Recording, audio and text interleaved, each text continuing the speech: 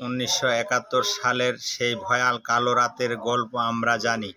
পাক হানাদার কর্তৃক নিরস্ত্র বাঙালির উপরে গণহত্যার ইতিহাস আমরা মানি।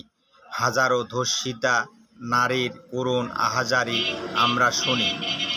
সেই সাথে 24-এর সেই ভয়াল গণহত্যার মাধ্যমে স্বৈরাচার খুনি হাসিনাকে বিদায় করার রক্তাক্ত ইতিহাস তো আমার চোখের সামনেই ঘটে গেল।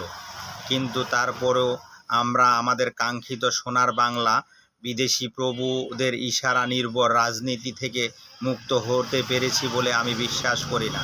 কেননা এই স্বৈরাচার খুনি হাসিনার মতো দলকে নিষিদ্ধ করার জন্য এখনও আমাদেরকে বিদেশি রাষ্ট্রদূতদের ইশারার উপরে নির্ভর করতে হয়। আমরা কেন একক সিদ্ধান্ত নিতে পারি না? আমরা কেন ঐক্যমতে পৌঁছাতে পারি না? এই দায়ভার কার?